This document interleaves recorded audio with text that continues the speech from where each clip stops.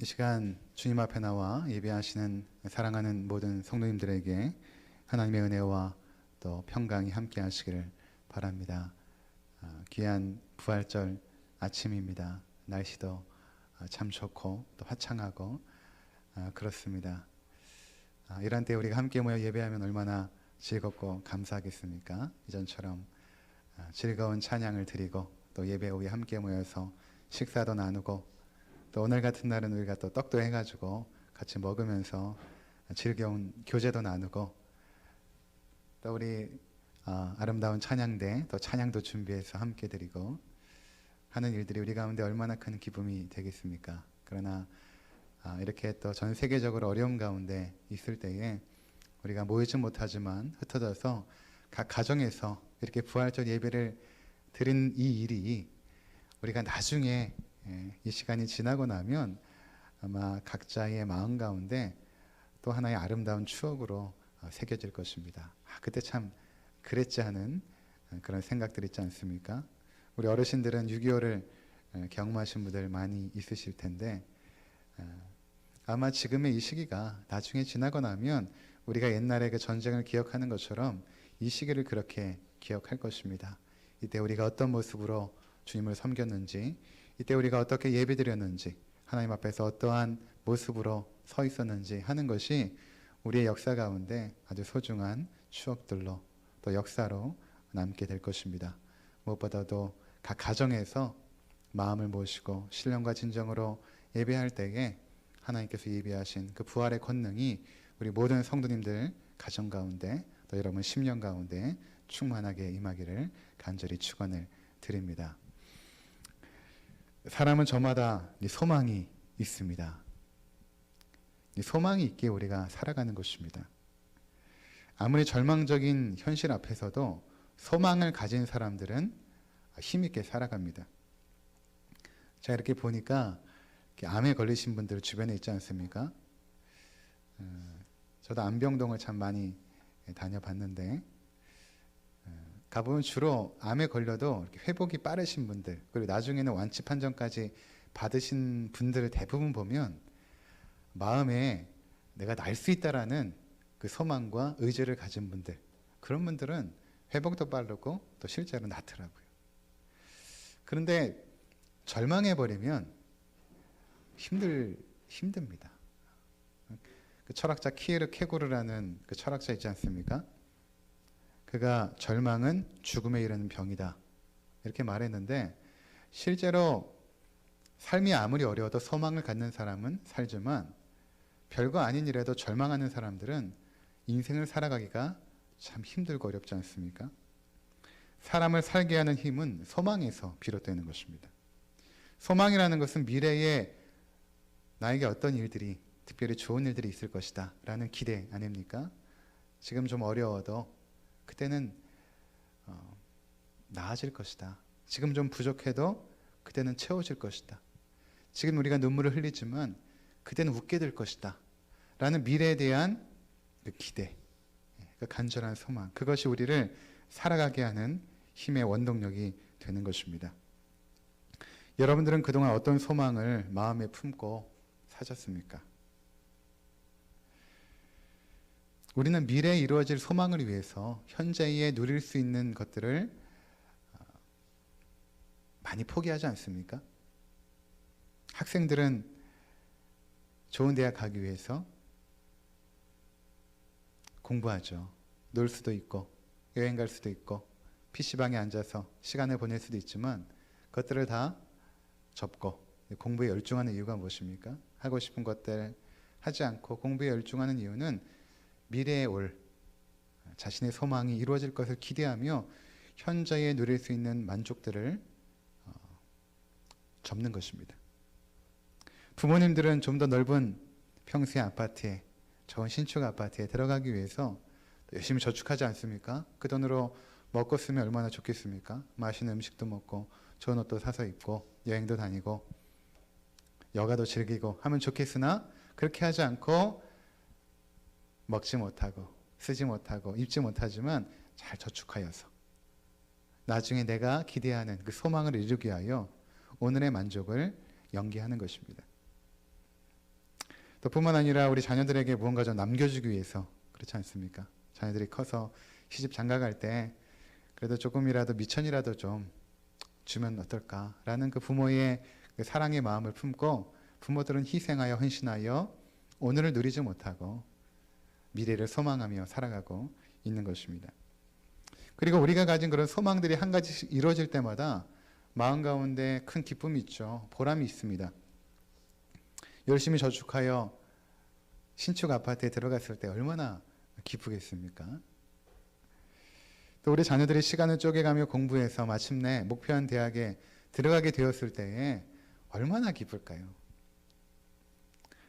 직장의 직급이 올라가고 또 사회적 지위가 상승하게 되면 또 삶의 만족함도 커지게 될 것입니다.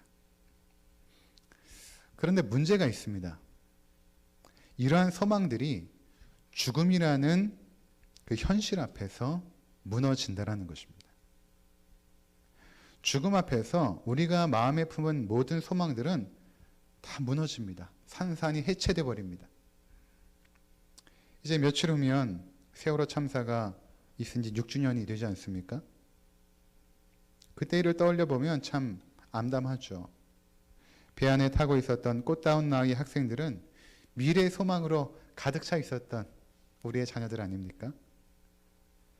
그들은 자신의 미래에 이루어질 아름다운 것들을 꿈꾸며 소망하며 그렇게 청춘을 보냈던 그 자녀들. 그러나 죽음이 순식간에 모든 것을 앗아가 버린 것입니다. 소망이라는 것은 불확실한 미래입니다. 그러나 죽음이라는 것은 너무나 확실한 현실입니다.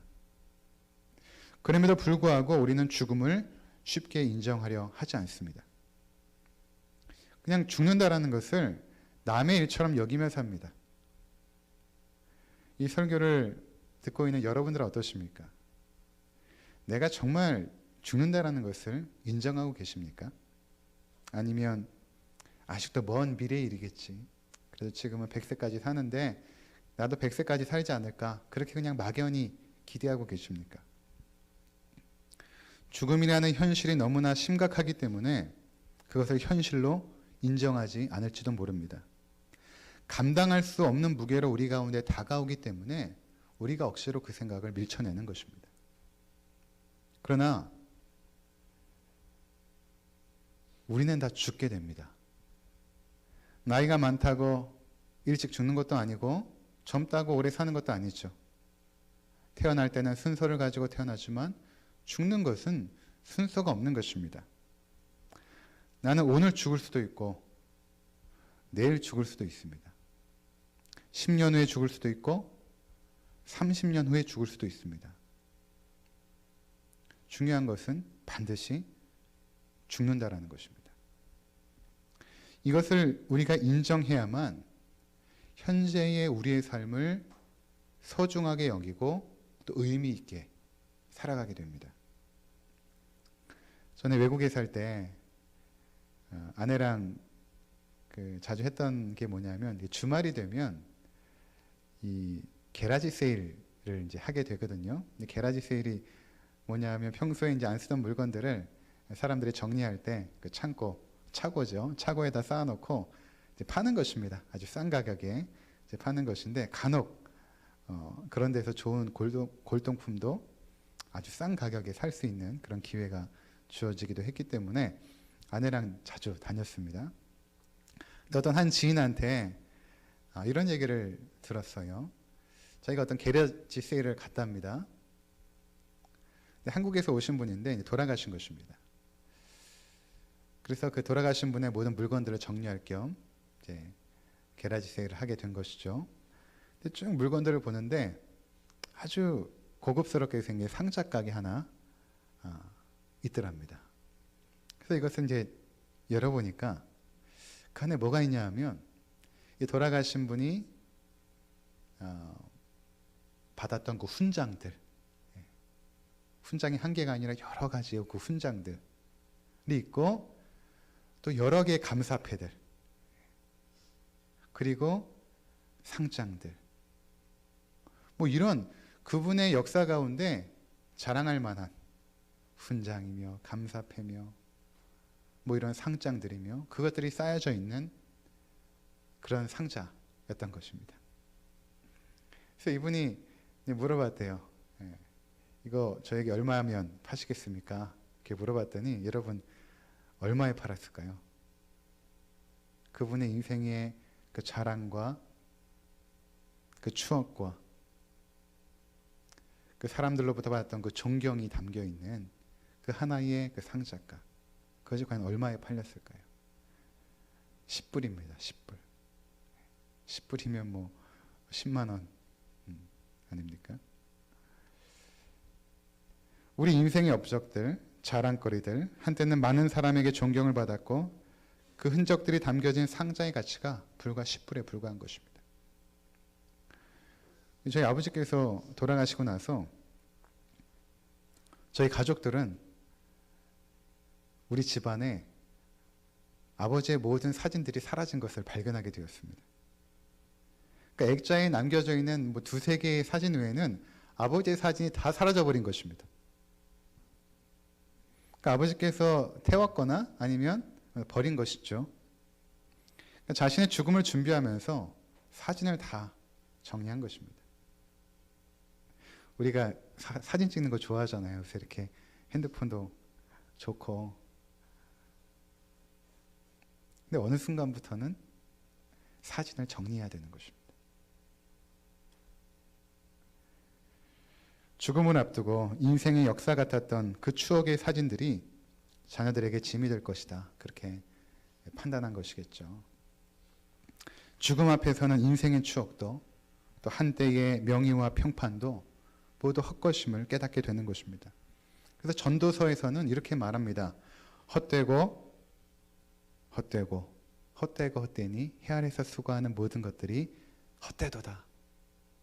헛되다 한 번만 말하면 될 것을 5번씩이나 헛되고 헛되고 헛되고 헛되니 해 아래 수고하는 모든 것들이 헛되도다. 정말 그렇지 않습니까? 여러분이 가지고 있는 그 소망들이 정말로 가치 있는 것입니까? 죽음 앞에서는 다 헛된 것입니다. 죽음 앞에서는. 우리는 죽음 앞에서 내 인생이 얼마나 허무하고 헛된 것인가를 기억해야 됩니다. 뭐 우리 인생이 대단하지 않습니다. 그 속에서 꿈을 꾸며 붙잡고 있는 소망들도 헛된 것임을 깨달아야 됩니다.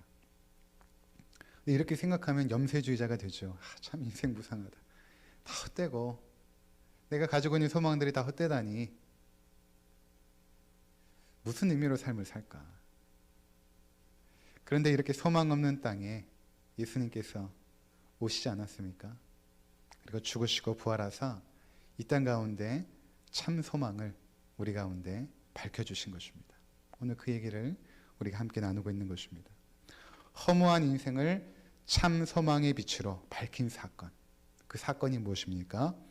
바로 예수 그리스도의 부활 사건인 것입니다. 예수 그리스도의 부활로 말미암아 우리 가운데 참 소망이 생긴 것입니다.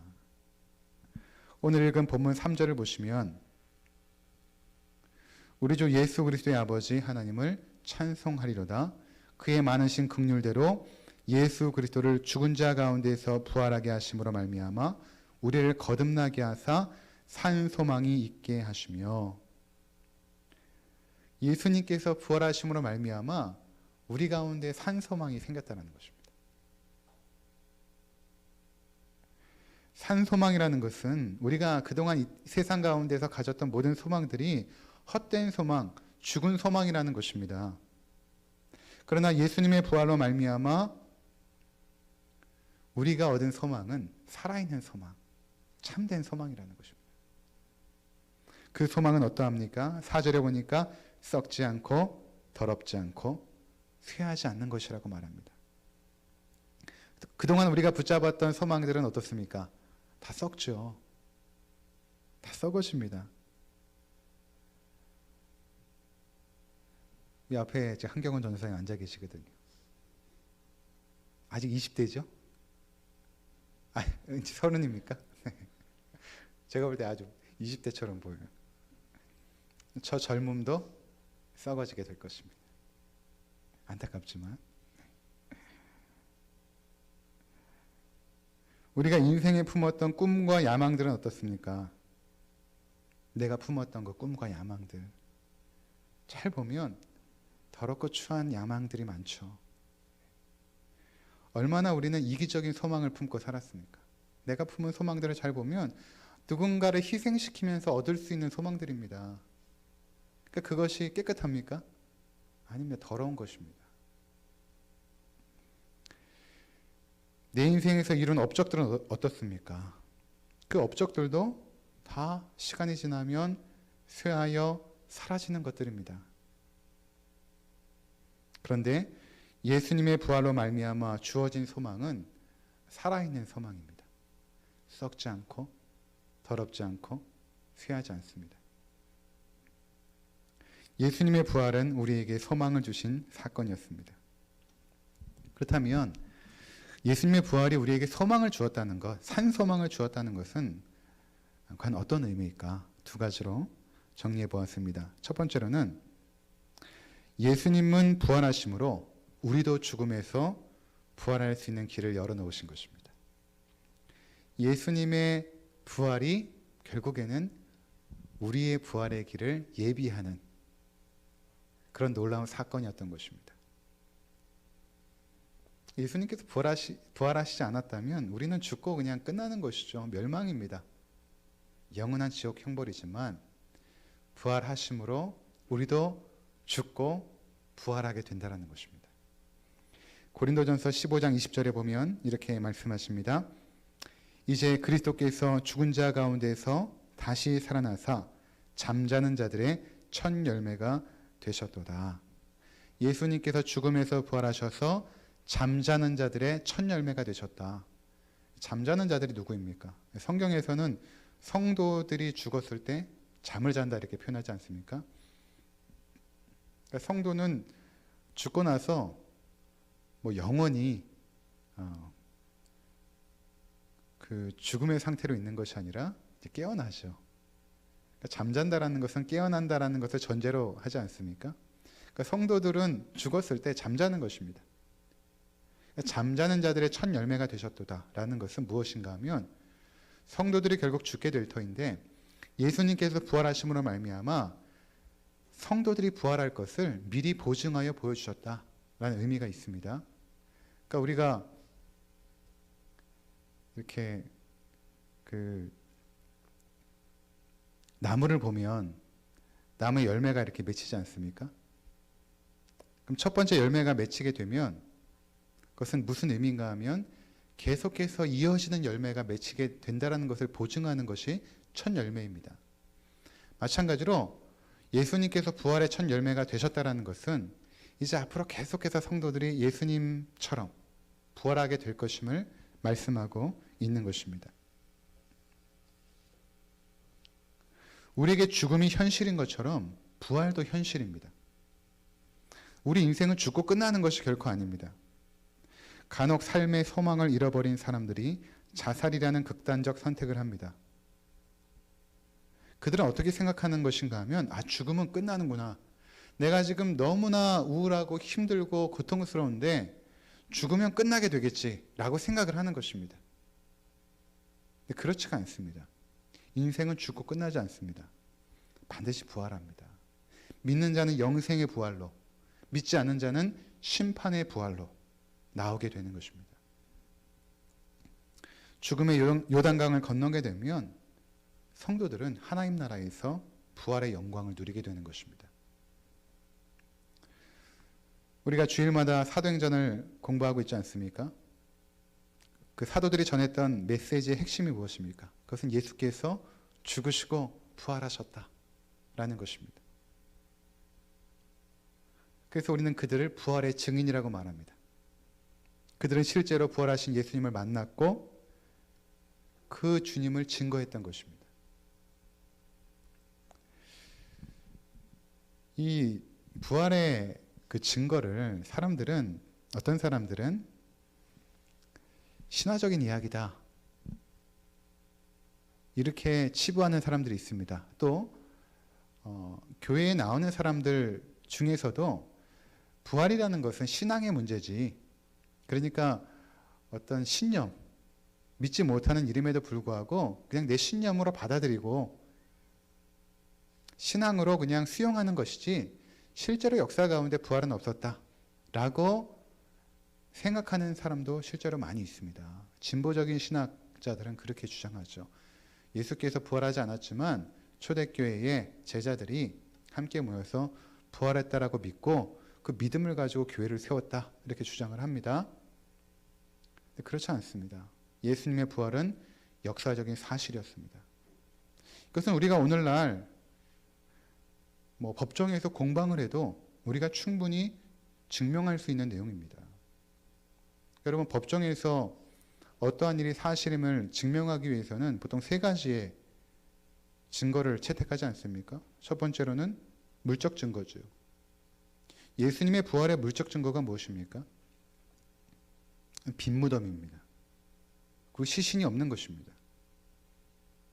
보통 종교들이 자랑하는 것은 자기들의 그 교주들, 종교를 세운 창시자들의 무덤을 자랑하지 않습니까? 근데 기독교에는 무덤이 없습니다. 왜 무덤이 없을까요? 예수님께서 부활했기 때문에 그런 것입니다. 빈무덤이 물적 증거입니다. 그 누구도 예수님의 시신을 본 사람이 없습니다. 그것을 찾으려는 수많은 시도들이 있지 않았겠습니까? 그 당시에 로마 군병들과 그 유대 종교 지도자들이 얼마만큼 예수의 시신을 찾으려고 노력을 했겠습니까? 그럼에도 불구하고 찾지 못한 것입니다. 두 번째는 정황 증거죠. 예수의 부활의 정황 증거는 무엇입니까? 그것은 이전까지 예수님을 부인하고 예수님이 붙잡혔을 때 도망했던 그 모든 예수의 제자들이 어느 순간부터 함께 모여 예수님의 부활의 날을 기념하여 예배를 드리고 뿐만 아니라 예수님의 부활을 증거하기 시작한 것입니다. 우리가 잘 아는 베드로가 어떻습니까? 예수님이 십자가에 못 박혀 돌아가시는 그 과정 가운데 아주 작은 그 소녀 앞에서 예수님을 저주하고 3번이나 부인합니다. 저주하고 3번이나 부인했던 것이죠. 그런 베드로가 어떻게 변화된 것입니까? 그것은 예수님의 부활을 실제로 목격했기 때문에 그런 것입니다. 도마라는 인물은 예수님이 부활하시고 나서 제자들이 모여 있을 때에 그 자리에 없었습니다. 제자들이 우리가 부활의 예수님을 만났다라고 말해도 도마는 믿지 않았던 것입니다. 내가 내 손가락을 예수의 손에 넣어보고 그 창자국 난 옆구리에 넣어보지 않는 이상은 나는 예수의 부활을 믿지 않는다 라고 도마가 말했죠. 근데 예수님께서 도마에게 나타나신 것입니다. 그리고 네 손가락을 나의 손에 넣어봐라. 이 못자국 난 손에 넣어봐라. 그리고 창자국 난 옆구리에 한번 넣어봐라. 말했던 것입니다. 그때 도마가 고백하죠. 나의 주시며 나의 하나님이시니이다. 그리고 도마는 순교자가 되어집니다. 예수의 부활을 증거하다가 순교하는 순교자가 되어집니다. 안식일을 기념하여 거룩히 지켰던 유대인들, 초대교회 성도들이 어느 순간부터 날을 바꿔서 주일날 예배하기 시작한 것입니다. 그리고 그들이 예수의 부활을 증거하기 시작한 것입니다. 이러한 정황들을 우리가 어떻게 설명할 수 있겠습니까? 제가 어릴 때도 이 구정 명절을 지키지 않고 신정 명절을 새해의 첫날로 지키자라는 그런 움직임이 있었습니다. 그래서 법적으로도 구정은 하루 정도 쉬고 신정에 사날 이렇게 쉬었거든요. 그런데 결국에는 2, 3년 시도하다가 지금은 우리가 구정을 지키지 않습니까? 어떤 날을 지키는 것을 바꾼다라는 것은, 이런 전통과 관습을 바꾸는 것은 사실은 굉장히 힘들고 불가능합니다. 근데 안식일을 기념하여 거룩히 지켰던 초대교회 성도들이 더 이상 안식일을 지키지 않고 예수님이 부활하신 날을 기념하여 주일에 모여 예배했다라는 것은 그 정황으로 볼 때 예수의 부활이 확실함을 의미하는 것이고, 그들이 죽음에 이르도록 예수의 부활을 증거했다라는 그 정황조차도 예수의 부활을 증거하는 것입니다. 그들은 목에 칼이 들어와도 사지가 찢겨 사자의 밥이 되는 그 고통 속에서도 예수의 부활을 증거하다가 죽은 것입니다. 그러면 그것을 어떻게 설명하겠습니까? 사람의 죽음 앞에서는 이기적이게 되거든요. 근데 그들이 그렇게 하지 않았습니다. 죽음의 순간 앞에서도 자기의 자녀들이 사자밥이 되어 죽어가는 그 순간 속에서도 그 어미들이 예수의 부활을 결코 부인하지 않았던 것입니다. 이런 정황으로 볼 때 예수의 부활은 확실한 것입니다. 세 번째로는 증인들의 증거를 채택하지 않습니까? 증인들의 증거. 예수의 부활을 증거하는 증인들은 상당히 많았습니다. 우리가 사도행전 공부하지만 12명의 사도뿐만 아니라 120명의 그 다락방에 모여 있었던 그 성도들, 그리고 성경을 보면 예수님께서 500여 형제들에게 일시에 나타나신 적이 있거든요. 그 사람들이 이 고린도 전서에 보면 지금도 태반이나 살아있다. 그리고 너희가 부활을 믿지 못하면 그 예수께서 500여 형제들이 있을 때 일시에 나타났던 것을 목격했던 그 살아있는 사람들에게 가서 물어봐라. 그들이 증거해 줄 것이다. 라고 말하고 있습니다. 이러한 물적 증거와 정황 증거와 증인의 증거를 통해 볼 때 이것은 어떤 믿지 못한 일을 우리가 신앙으로 수용하는 일이 아니라 실제로 역사 가운데 예수의 부활은 이루어진 것입니다. 우리는 그 부활의 주님을 믿는 것이죠. 그렇다면 이것이 역사적 사실이라면 성경이 말한 예수가 부활의 첫 열매, 잠자는 자들의 첫 열매가 되었다는 것도 진리이고 사실인 것입니다. 우리도 결국 죽어 부활하게 될 것입니다. 우리 다 죽지 않습니까? 그리고 또 부활하게 될 것입니다.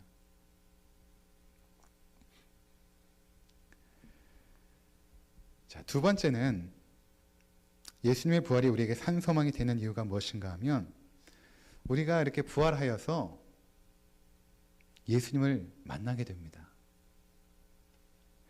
요한일서 3장 2절과 3절, 요한일서 3장 2절과 3절 제가 읽어드리겠습니다. 사랑하는 자들아, 우리가 지금은 하나님의 자녀라. 장래에 어떻게 될지는 아직 나타나지 아니하였으나 그가 나타나시면 우리가 그와 같을 줄을 아는 것은 그의 참모습 그대로 볼 것이기 때문이니 주를 향하여 이 소망을 가진 자마다 그의 깨끗하심과 같이 자기를 깨끗하게 하느니라.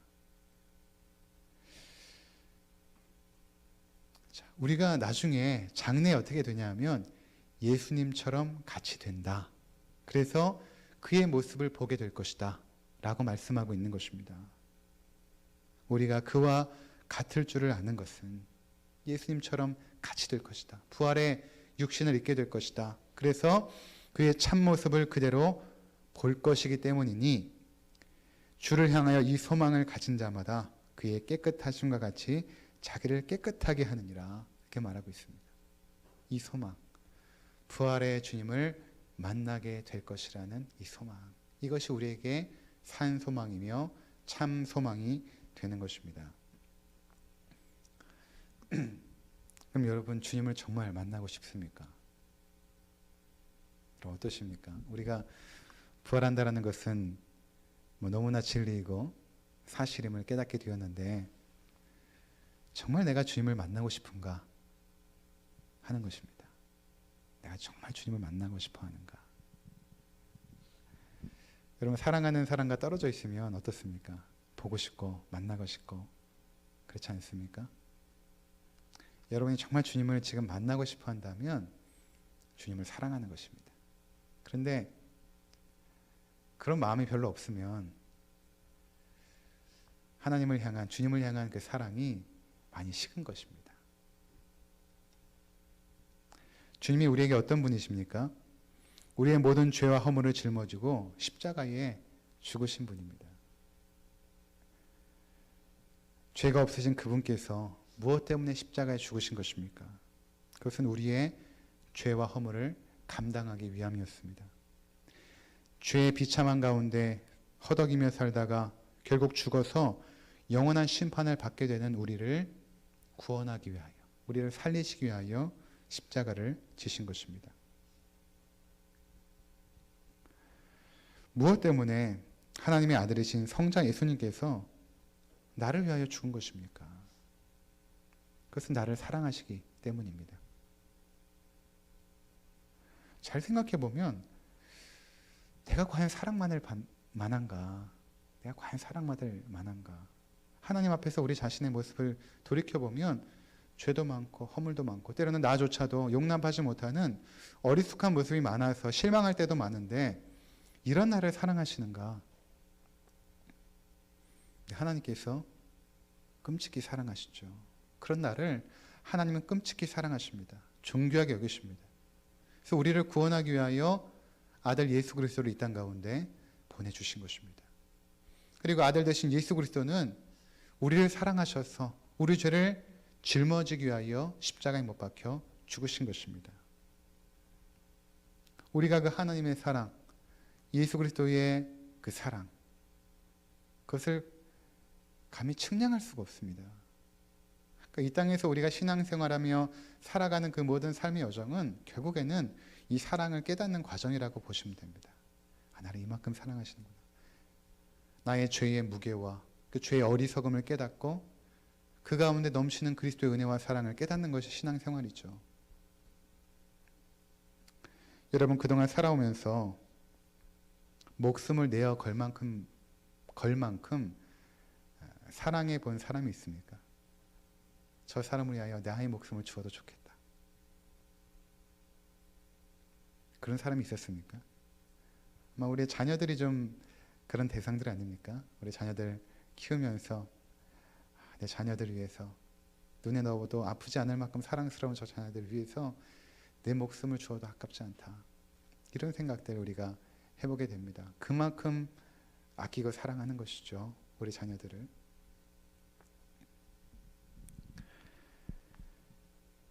사랑하면 희생합니다.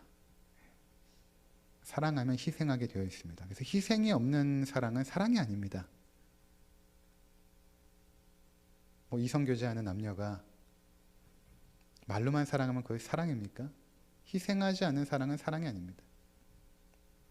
예수님은 우리를 사랑하시기 때문에 희생하십니다. 어느 정도 희생하셨는가?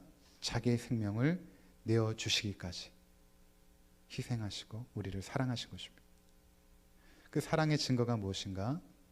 바로 예수 그리스도의 십자가인 것입니다.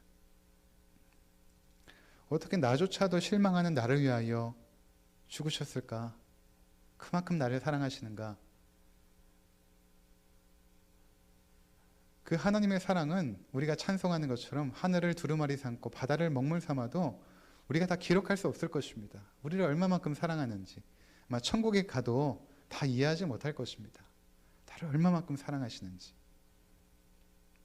태초에 하나님께서 사람을 창조하시고 심히 좋아하셨죠. 심히 좋아하셨더라. 심히 좋아하셨더라. 우리 아내가 셋째를 낳고 나서 그 하나님의 마음이 어떤지 조금 알 것 같다고 그런 이야기를 하는데, 여러분 자녀를 바라보면서 어떻습니까? 심히 좋아하지 않습니까? 너무나 기뻐하고 좋아하죠. 그 하나님의 마음, 우리를 바라보시며 심히 좋아하셨던 그 하나님의 마음이 우리를 구원하신 것입니다. 창세기 3장에서 죄악 가운데 타락하여 심판받아 마땅한 우리들, 하나님을 반역하고 하나님을 창조주로 섬기지 않고 내 인생의 욕망과 유익을 따라서 살았던 마귀의 종이 되어서 죄를 범하며 흑암 속에 살았던 우리들, 그들을 하나님이 포기하지 않으신 것입니다. 여러분, 우리 자녀가 때때로 우리의 마음을 속썩이고 힘들게 할 때 말로는 소리도 지르고 때로는 매도 들어서 때리긴 하지만 포기하진 않습니다. 자녀를 포기하지 않죠. 간혹 여러 가지 상황 속에서 포기하는 경우도 있긴 합니다. 그것이 인간입니다. 그렇지 않습니까? 인간은 자녀도 포기하죠. 때로는.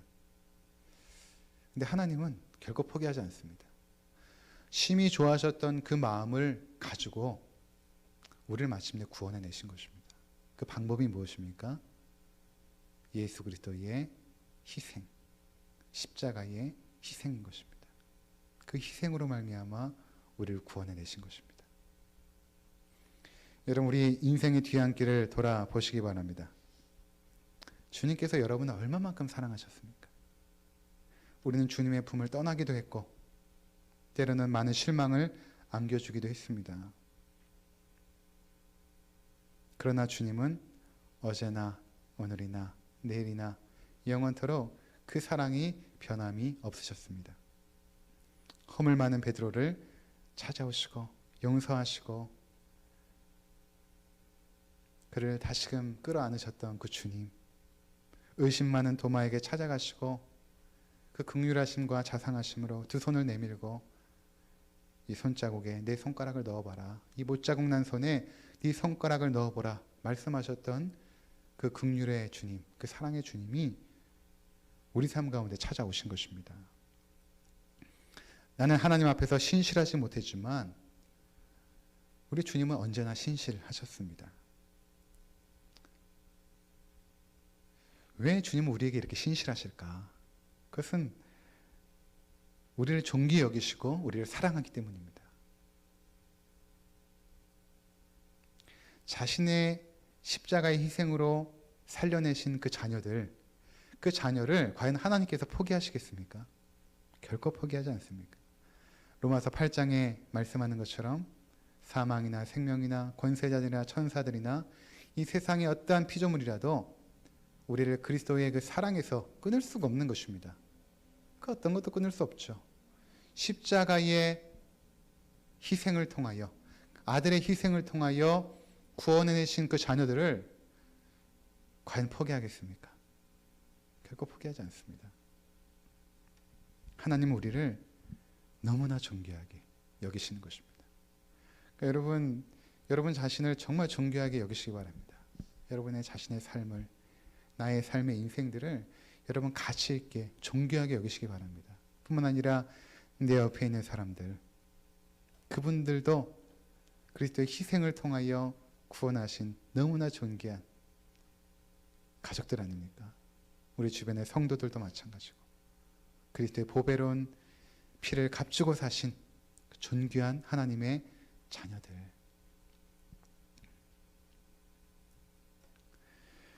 네, 여러분, 그 사랑의 완성은 무엇일까요? 사랑의 완성. 사랑의 표현은 희생이라면 사랑의 완성은 무엇일까요? 사랑의 완성은 함께 사는 것입니다. 함께 사는 거예요. 뭐 옛날에 이렇게 로맨스 드라마나 영화 보면 사랑하기 때문에 내가 너를 떠난다 이렇게 말하는데 그 사랑이 아닙니다. 사랑의 완성은 함께 사는 것입니다. 처음부터 하나님의 소망은 우리와 함께 거하는 것이었습니다. 에덴을 창설하시고 그 안에 아담과 하와를 두신 이유는 하나님이 그들 가운데 하나님으로 거하기를 기뻐하셨던 것입니다. 그들과 교제하고 그들과 삶을 나누고 그것을 기뻐하셨죠. 자신의 형상으로 창조한 사람들 가운데 거하시고 찬양과 경배를 받기를 기뻐하셨습니다. 그래서 자신의 형상으로 창조한 거예요. 하나님의 형상으로 우리를 창조하여 존귀하게 만드신 것입니다. 그분과 함께 거하기 위하여. 하나님의 모든 은혜를 마음껏 그의 자녀들에게 베풀어 주시고 또 그들이 즐거워하며 기뻐하며 찬양할 때 그것을 하나님은 받으신 것입니다. 그것을 하나님의 행복으로 여기신 것입니다. 그러나 죄악으로 말미암아 그 하나님의 모든 소망은 무너지고 말았죠. 그러나 하나님은 거기서 포기하지 않으신 것입니다. 스스로 죄를 짊어지시기로 작정하셨고 성자 예수 그리스도의 십자가를 통하여 죄 용서의 길을 열어놓으신 것입니다.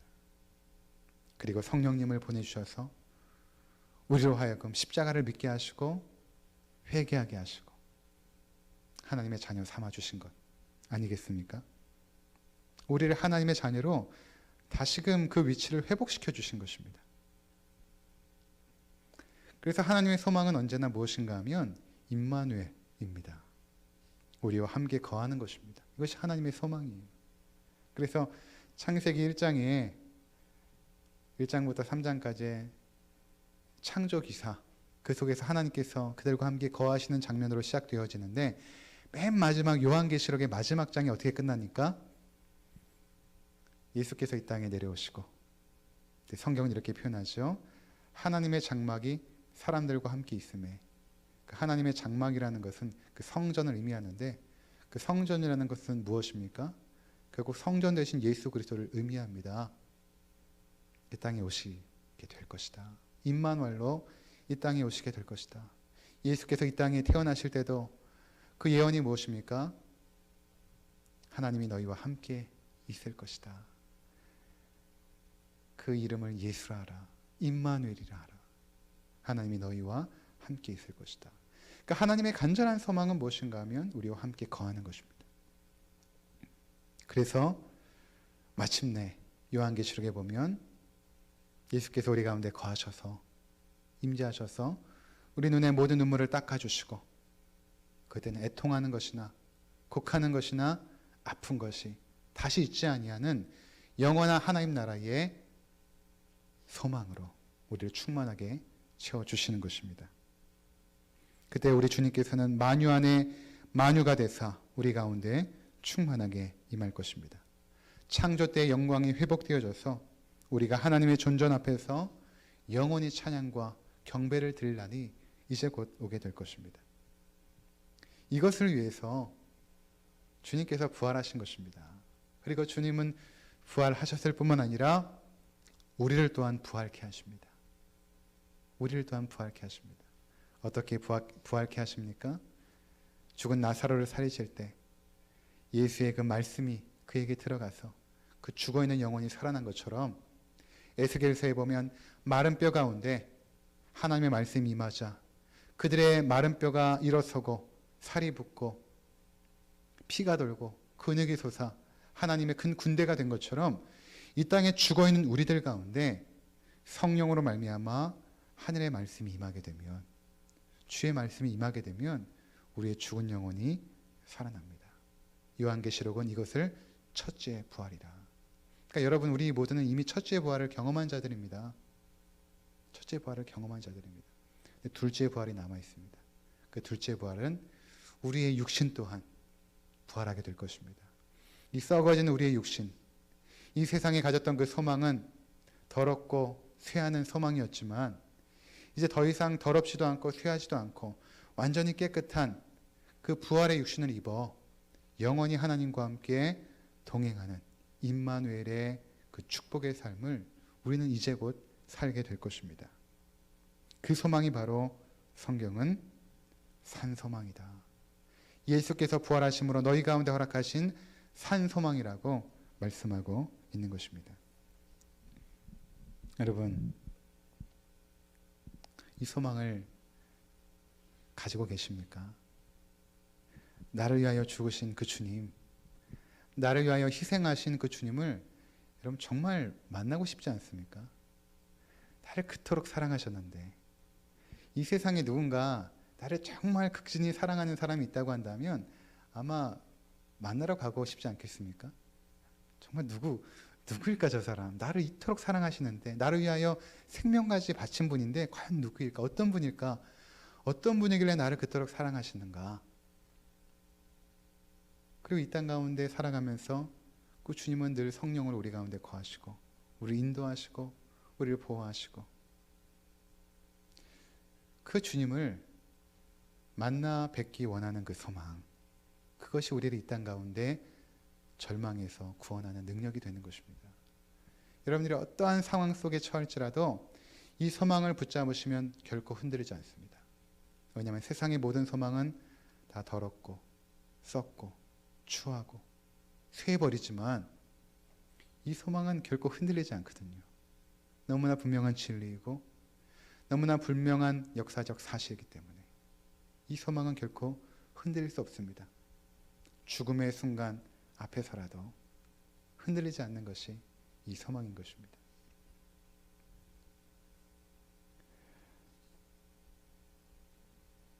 전에 그 뉴질랜드에 있을 때 교제 나눴던 선교사님 한 분이 계셨는데, 이분이 지금 뭐 나이가 80이 넘으셨는데, 이분이 직접 들은 이야기인지 경험한 것인지 지금 확실하지 않지만 그 2차 세계대전 때 이 독일의 그 침공 속에서 이분 영국 분이신데 겪었던 이야기 또 친구분의 이야기인지 이런 이야기를 하셨어요. 어떤 일이 있었는가 하면 예수를 믿는 아주 신실한 그리스도인 가정 가운데 이제 독일군이 온 것입니다. 와서 총을 그 아버지에게 겨누고 자녀에게 겨누고 그 총을 자녀에게 겨누고 네가 만약에 더 이상 예수 그리스도를 부인하고 교회에 나가지 않는 것으로 이 시간 결정을 하고 오직 히틀러만을 너의 제왕으로 모시고 살면 내가 이 딸을 살려주지만 만약 네가 그런 고백을 하지 않으면 내가 이 딸을 죽이겠다. 총을 겨눴다고 합니다. 그랬더니 아버지가 그 딸을 바라보면서 이렇게 말하더랍니다.